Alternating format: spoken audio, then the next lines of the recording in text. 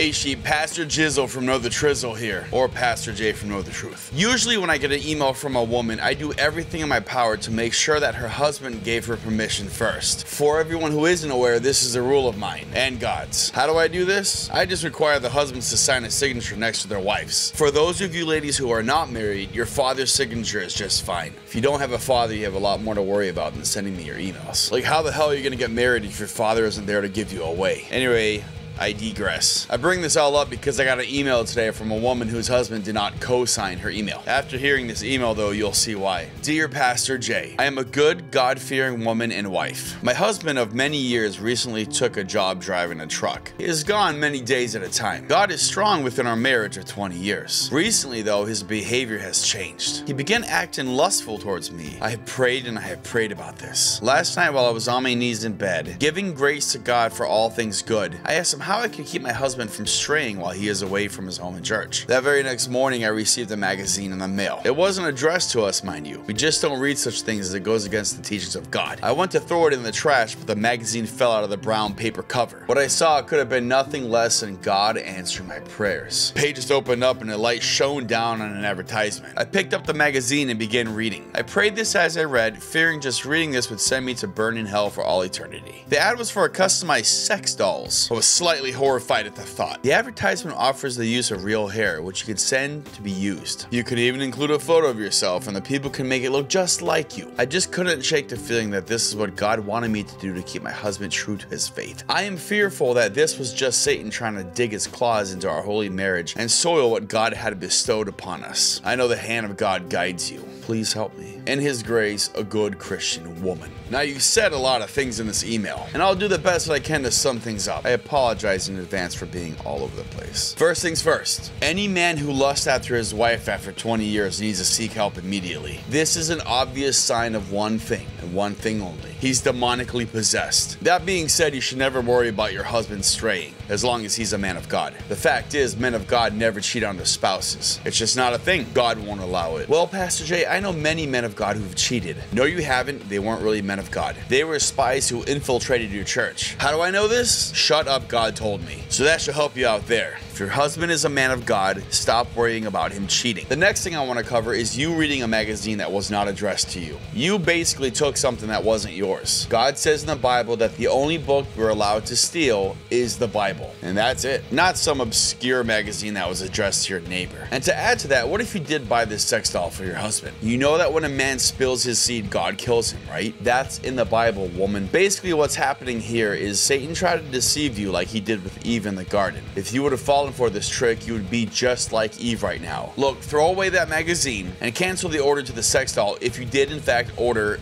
the sex doll. This is all you need to know. If your husband is truly a man of God, he will never cheat on you. And if you think he's lusting after you, he most likely is not. 20 years is a very long time. Don't be so full of yourself. Keep yourself in check. Thanks for watching.